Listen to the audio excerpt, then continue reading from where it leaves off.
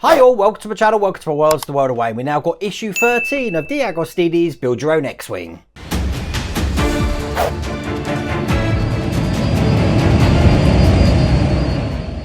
Now in this one we're continuing what we were doing with the engine last time. If you remember, we created stuff like this with the fan section and the casing. We're going to be actually encasing this in its own engine compartment, and we're actually lighting it up as well, which means we're doing some electrics in this one to see how this looks. So let's show you what we got to do. As you can see, loads of parts, and to be honest with you, the first part where we're fitting these details on pretty much mirrors what we did in the last one there. So we should be able to whiz through this. Once again, we don't need any screwdrivers or glue or anything like that. We're going to put these parts on, then we're going to start assembling the light fixture to go inside the engine, putting all the wires through, and then when we finish we have a glowing engine. Seems to be quite a lot to do in this one for an odd number issue, which is really weird. Normally every 4 issues we get something really difficult to do but we'll have to see. But I'm pretty interested to see how this is going to look.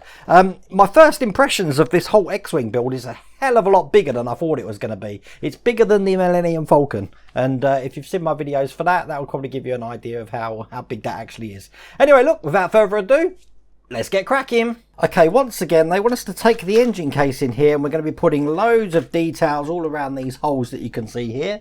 The first detail they've got is the one just like last time, loads of pipes and stuff, and as you can see we've got lugs at the back, and all they're going to do is go into the holes where I tell you where they go. So the first one, if you have a look, is going in these holes here, so this is going to be sitting in just like that. So I'm lining it up carefully because I don't want to break those lugs. There we go, I made that more difficult than it needed to be, but they are all in, looking just like that. Now the second detail we need, I'm having to get my little tweezers out here, is this tiny little U-shaped pipe. And I do mean tiny, look at this. There we go, you saw this in the previous video as well. And it goes in exactly the same place. We've got 2 holes here. So the U-shaped pit just goes into these lugs here. And it is directional because there's going to be a pipe going into this. So once I pushed it in, it should look that way round. Because the next bit we're going to put on is labelled part C, which looks like the letter L with a curve in it. Just like that. And that's going to be going just around this lip here. Again, this is exactly the same as the last issue we did. So then that looks just like that. The next piece, E, looks just like that. It's a cluster of 3 pipes. That's just going to go into this section here. So I'll get those lugs in and then push down. That's not moving. Just like that.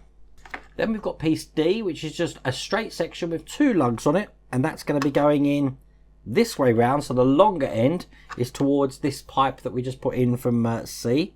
That way the pipe's touching. So that's section D in. Now section F is this section here with the 4 holes, so it matches the long piece there with 4 holes, the long bit of pipework there, which just goes into these slots, just like that. And then we've got the opposite side here, which has got 3 slots, and again, it can only go in one way because the way these are spaced out. And there we go, that's all the pipework in place. That was a lot trickier than it was last time, that's for sure. Now we're going to need the thrust diffuser, which is this bit of plastic here. Now the side that we're going to be using, there is an indent side on this side here, so that when we fit this piece here from the thruster, it's going to be going onto that indent. Now if you have a look at this, we've got 4 pins all around it. One of the pins is smaller and thinner than the rest, and that mirrors what's in the actual diffuser here, that we've got 1 smaller pin. So it gives you an idea of what way around this actually goes. So I'm going to line up the smaller pin, which is this one here, just with the pins in here, and then we push this into place. Just like that. Now we're going to take the thrust nozzle, which looks like this, and it's this end we're interested in, and more importantly, we're interested in just this little notch and lug at the top there. Again, it's going to mirror the little notch that we've got just on the diffuser there. So that will be going in this way round, so obviously the engine's inside, and fitting it in just inside that section there without, it's going to be pretty tricky to actually just drop this in, so it's fitting perfectly flat in there. But you'll know you're good because it will fit perfectly in there. About halfway down it goes completely flat. Then we need to take the LED, quite a long one, it's about 30 centimeters long this is, and we need the reflector. This is going in. Now this goes into the back side of the the reflector. We just push that in. Be careful with the wires, because what we're going to be doing is we're actually going to be bending this wire over. So I'm being really gentle because I don't want to bend it and break the LED. See, so I'm bending it there. I think that's about enough actually. Just a little bend, just like that. Now we're going to take this engine detail that we worked on in the last issue. Now where this propeller is here, or impeller, wasn't it? We're going to pass the electric cable through that hole just in front of the impeller there. Just like this. So it comes out the other side, and push that through. There we go. And then I'm going to pass it out the hole, which we've got on this side here. Just like so. Now we don't want all of this excess wire here where the reflector is, so we just need to keep pulling it through until the reflector is around about in this sort of position here. So it's going to be able to fit just on the end there. Now this is the casing that we were just previously working on. What we need to do is we need to feed this wire through the hole from the inside into that casing. Just like that. Just turn it around for the right position, because this now is going to be going into this section here, and it's got some pins, so we'll be able to pull it down. So it's just a case of lining up those lugs, but before I put it down we need to rotate this the correct way round. Now if you have a look at this, we've got a notch on this side and a round section on this side. It's the round section that we're going to want to go into the groove on here. So I'm going to put that in first, and that will ensure that this is perfectly lined up. So when that's fully in, it's going to look just like that at that end, like that there, with the lead coming out there.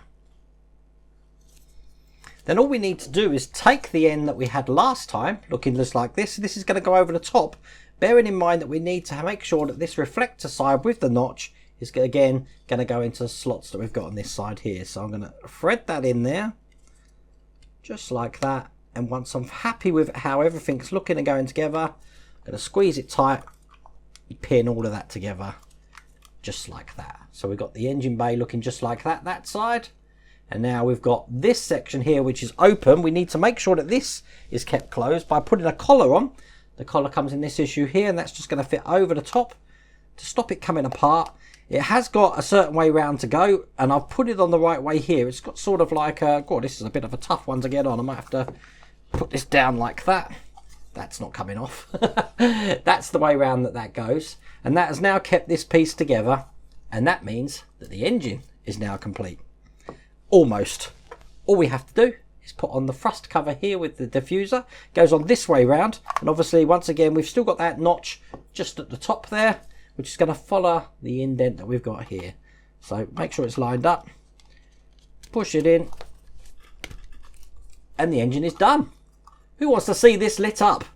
So this is the tester box here that we had in the previous issue, and it's just a case of lining up the pins, plugging it in, and there we go. We've got the engine light on there. Now, once again, I'm guessing if I turn these lights out, I reckon we might get a little bit of light bleed here. Let's see if we do. Not really, actually. But that is what that engine is looking like. How cool is that? I'll blind you by showing you completely into the... God, it looks like a Terminator or a laser sight, doesn't it? Like the old J.J. Abrams star effects there. But there we go, that is the engine complete. You know what, I always like parts of the electric, and that's looking really good. Makes me think of a lightsaber actually. But let's get that unplugged. You don't want to keep that plugged in because I'll drain the batteries in this. But that's all there is for issue 13. Issue 14, does it show us what we got coming? I don't think it does, but guess what, I've got issue 14 here as well, so I'll show you what we got coming in the next issue. Issue 14, we're going to be doing the upper starboard engine mount, and there's all the pieces that we've got on there, which is basically going to be a way for us to mount the engine that we've just built onto the main ship as we go along. But anyway, that's all there is for this issue. So if you did like that video, please remember to give me a thumbs up, and if you haven't subscribed already, please remember to subscribe. Other than that, take care.